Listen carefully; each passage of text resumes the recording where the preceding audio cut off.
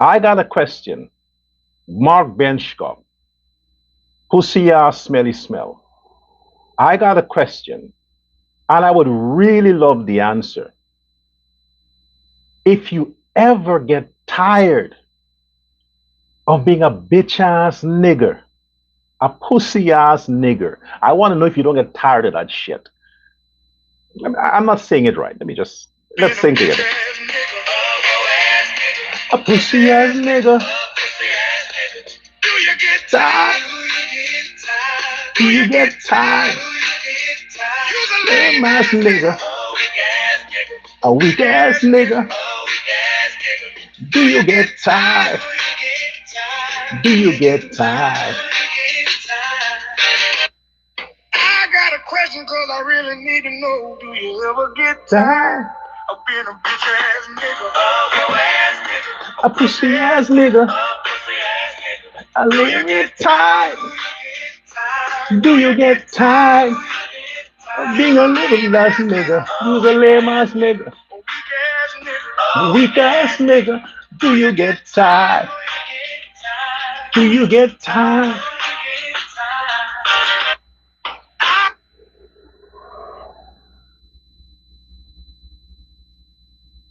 PNC, racist bastards. I want to ask the question. Do you ever get tired of being a bitch ass nigga, a pussy ass nigga, a lame and weak ass nigga? Do you ever get tired? The fact that you, a retired senior citizen, David Hines, a retired senior citizen, and fucking Vincent Alexander, a retired senior fucking citizen, and Smelly Smell. You should have retired your pussy a long time ago, years. It's done.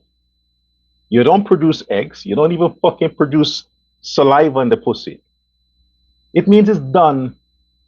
It's worn out. Grease can't work there anymore. Retire it. Bench cop, you should have retired your face and your ass a long time because you fucked it out in prison. All of you, don't you get tired of being it? Of being a racist, a lame ass nigger, a pussy ass nigger? Don't you get tired? Aren't you exhausted? Don't you want some vacation from being stupid? I guess not. Because you make your money,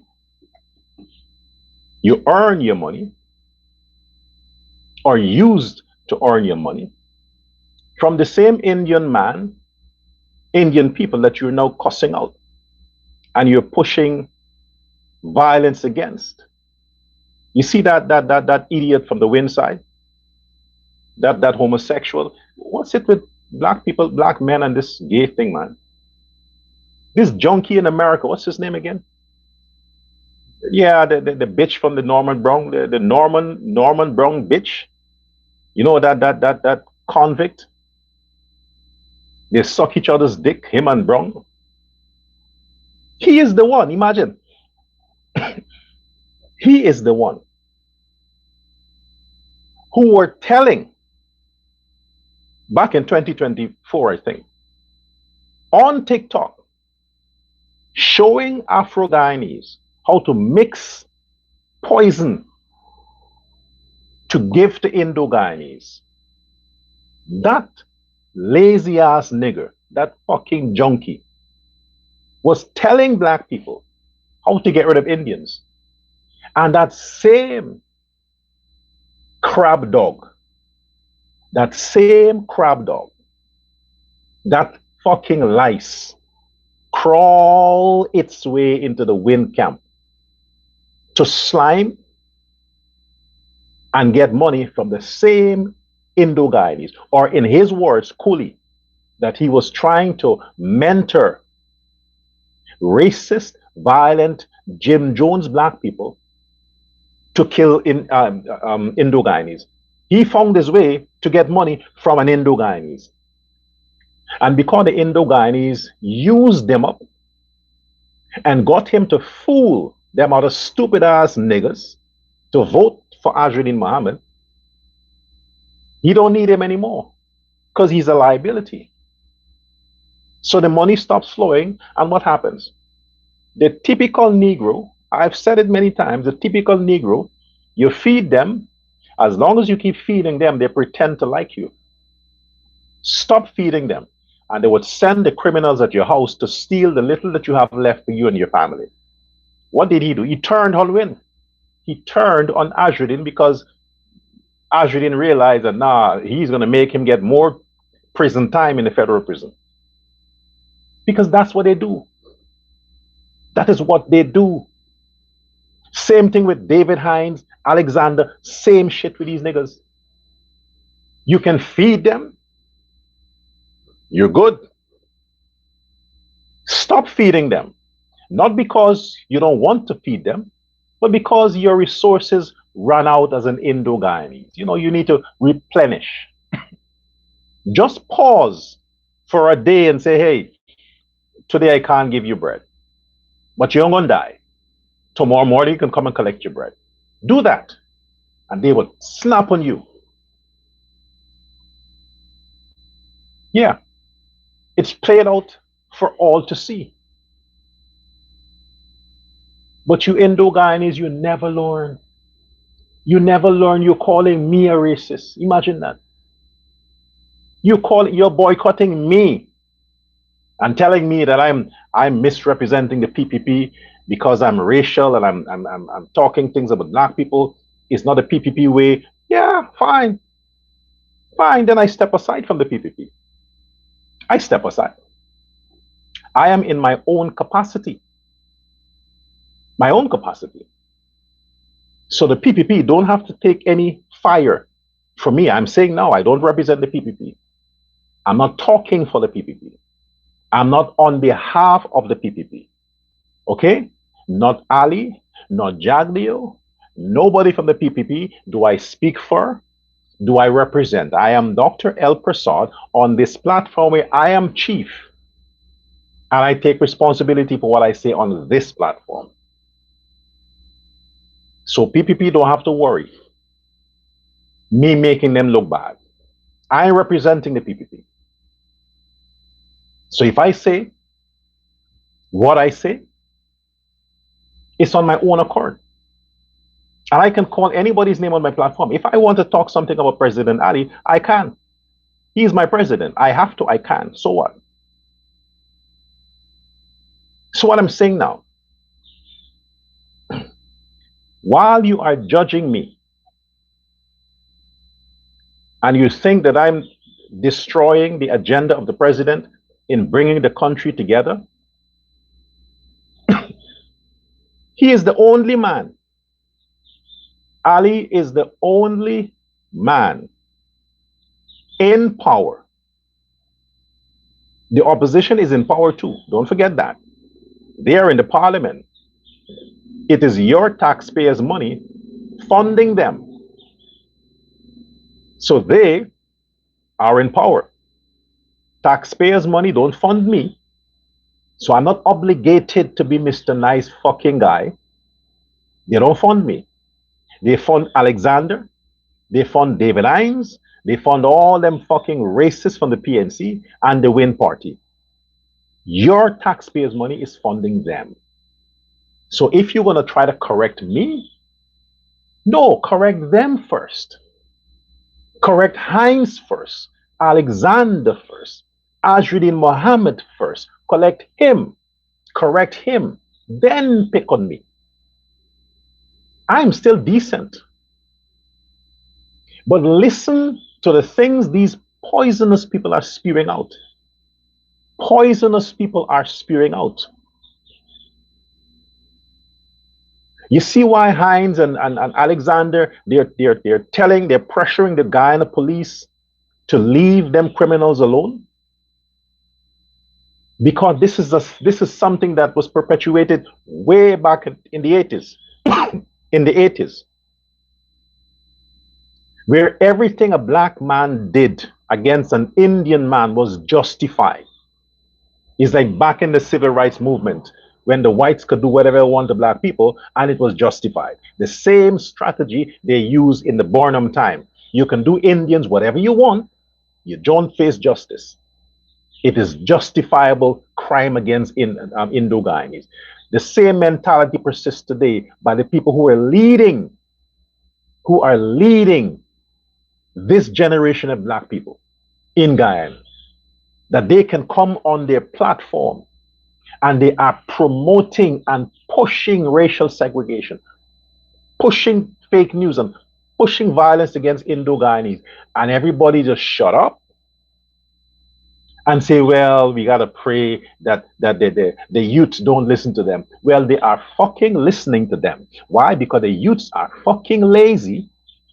They don't want to work. They don't want to do shit. So they accept all of these talking points from their leaders to get involved in crime, to steal guns from wherever, to borrow guns from wherever, to continue to commit crime, and then say, well, did you hear what Vincent Alexander say? The man who is right now representing the opposition at GCOM? Vincent Alexander is currently one of the GCOM counselors for the APNU since 2020. He's one of the persons who conspired to rig the elections in 2020. He's still here. And that asshole, that motherfucker is coming on social media, on the internet, and are pushing racial segregation, the whole caste system mentality, to tell Guyanese that the Indo-Guyanese are putting the blacks in a social class, treating them like they're lower class people. If you didn't hear it, well, listen to it from me. A grown-ass nigger that is earning from your tax dollar is telling other niggers that their problem is the Indo-Guyanese, that the Indo-Guyanese are putting themselves into a class structure, higher class, and are treating the, the black people as lower class, keeping them out of progress, out of economic development, out of all of these things. Putting that in the nigger's mind, what do you think they'll do? It is easy for them to go and harass the Indians, rob and steal and kill them. It's easy when they are hearing these things from their fucking leaders. And you have a problem with me?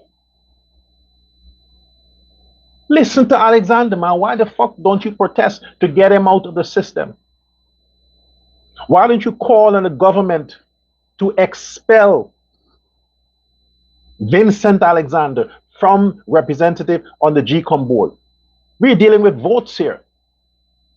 If he is so racial and so bent on pushing this lie, what else wouldn't he do when it comes to the votes? You don't think he would conspire with other people at GCOM to rig elections against the PPP? Of course he would.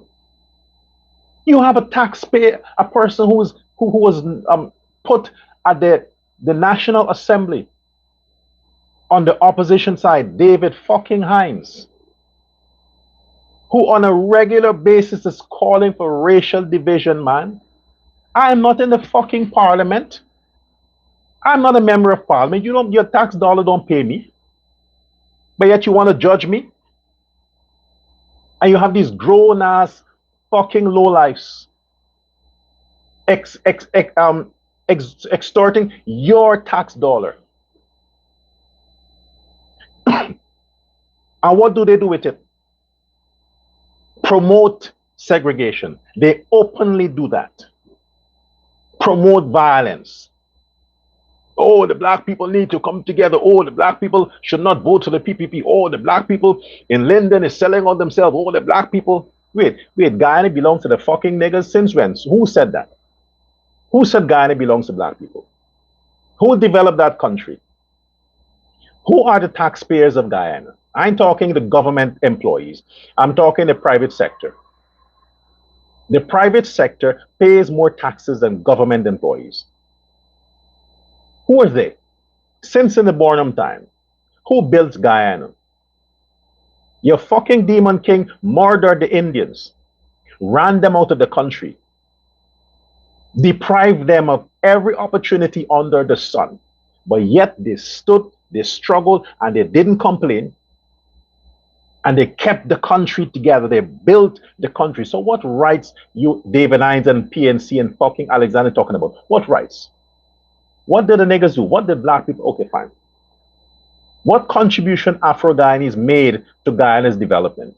Besides crime, besides looting, besides breaking the law, besides the immoralities, besides that, what positive thing they have done? Tell me. What? They're ministers in Ali's cabinet? Those blacks that Ali has in his government? That's their contribution? Who gave them the opportunity? Let's be real here. You keep pushing this thing like black people have some right to dominate Ghana. They ain't no fucking right. They don't have they have done nothing with that country. Nothing for that country. Nothing. Look at the PNC. 2015, 2020. You had everything. Everything. You had PNC. What did you do? You're blaming it on oil now? You're blaming it on oil because you didn't have oil? All the shit you're pushing now, you're talking about teachers deserve better pay, wages. Senior citizen must have higher pension. The students must have this. You had a fucking chance. You spent 5 years in government. You did nothing. Zero. Null. You did nothing for blacks. Not a damn thing. Now suddenly you are the redeemer because of oil money. You stole when the country didn't had. When the country didn't had, the little the country had, you fucking bunch of thieves. You stole it. You stole it. Now you want access because your eyes are enlarged. Oh, look at the billions from the oil. You want oil? You want oil? I have a suggestion.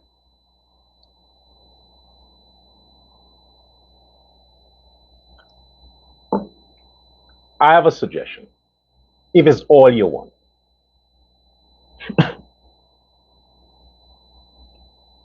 Since you, David Hines, are an ex-convict. Oh, you don't think we knew, did you? Yes, Hines, you are an ex-convict, meaning a jailbait. You went to prison. You were convicted. You were sentenced to prison, David Hines. That's why your mouth is so wide and loud, because you want to distract people from the fact that you are an ex-criminal. And no ordinary crime. No ordinary crime, David Hines. Your crime was being caught with weapons, firearms, illegal guns. You were caught with it. Not one, many. To do what? To do what? To kill who? To rob who? What were you doing with the illegal firearms you were caught with and subsequently arrested and jailed, convicted in a court of law and jailed for years? Now you're kind of pretending to be the savior. You run for political asylum in the US. Even then, you made a mess out of things. They rescued you and tried to give you a chance to do some cheap, unimportant lecture at some university. Even that you fucked up with your racist ramblings, you fucking asshole. Yes, you want oil. You and Alexander and all them crappos from the PNC, you want oil? Go to any supermarket, and order all the baby oil you can find. Because the time you spent in prison, Hines, I am sure you got familiar with the uses of baby oil. That's the kind of oil you want. You don't want the crude oil that they have to refine. You need the one that's already refined. You know that wouldn't what they do with it? Ask Puff Daddy. He'll tell you. Write him a letter. He'll respond. I don't think you can wait until 2028 to hear from him. But if it's all you want, take the money, the cash grant you're getting. You and Alexander and the others can pool some money together and buy a bunch of baby oil.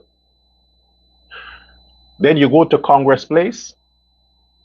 Go to Congress Place in front of the picture of your demon king, and you can take off each other's clothes, which is swindler's figure, and you can jerk each other off with the baby oil. When you finish, you can bend the fuck over and let the other one climb on you. Use Viagra. I think you need it.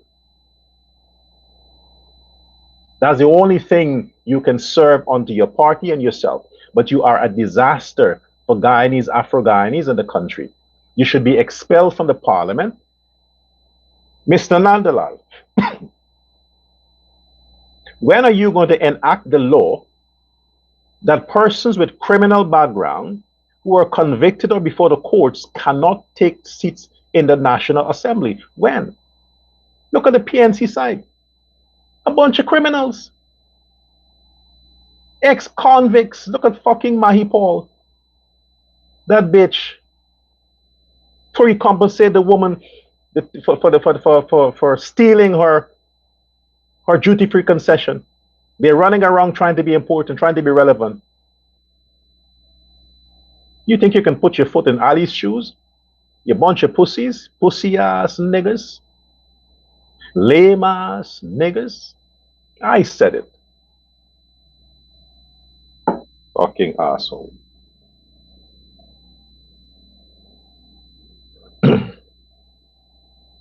I told you we need the Guyanese critic. Whatever it is. Critic, whatever it is. Don't let them kill your spirit. Find a way to represent your country. I said it many times. The Guyanese critic is the most patriotic person out of Guyana on social media in terms of influencer. The most. Because if it wasn't for you, a lot of the shit that's happening, they'll get away with it. I think the Americans listened to you, critic. That's why they knew that pimp was dirty. And they had further reasons to investigate him more. So keep it coming. I would like to ask the same question because I did some research after that. And I realized that this thing is valid.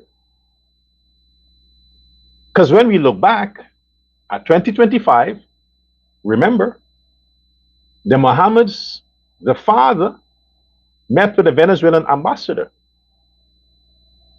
because they didn't see their chances in the courts of Guyana. Maybe there was an issue with Ajudin and his side chick. So it's like, Daddy, I'm not sure about the magistrate because we had a fight. So the father had to look at options.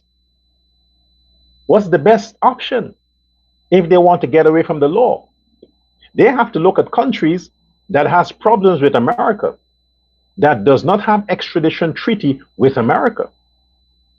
The closest one they could have gotten to by road is Venezuela.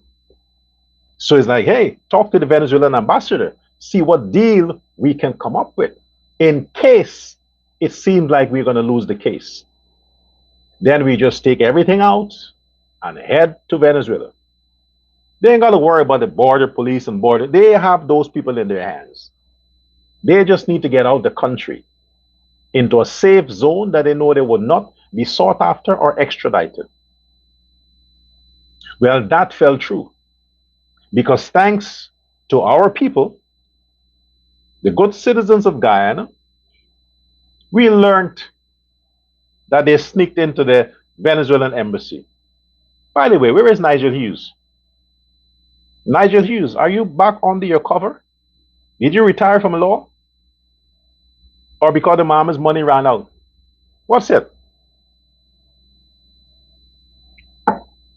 So the Venezuelan thing didn't work out for them. It didn't work out. They were exposed. And after, Maduro is gone. He left their boss, so he can't provide shelter for them. He's gone. No, the Americans have access to Venezuela, so they can't risk the Venezuela anymore. They're like, okay, we got to forget about that. What's the next option? Cuba. Because it seems like Guyana has issues with Cuba now. Oh, they expelled all the doctors, expelled all the medical professionals. Guyana cut ties with Cuba. No more business, no more dealings because the Americans said so. Where is the safest place the Bahamas can escape to by boat without being caught? Cuba. But they don't want to take a chance to go like rats. They want to go like celebrities, celebrities. So they can be treated with red carpet. Tomorrow is the 21st. It doesn't look good for them at the CCJ. One, because they can't go. They think they could have used this scenario and say, well, it's our case. We have to be there to represent ourselves. Then what the fuck you have lawyers for? No, you don't have to be there. You're sanctioned, remember? If you can't even get on a plane to go in the hinterlands of Guyana, within Guyana, you can't use a plane. You stupid, dumb motherfuckers think you can go on a Caribbean Airlines plane to Trinidad? You can't even fly in your own country. You are prohibited from taking a plane in your own country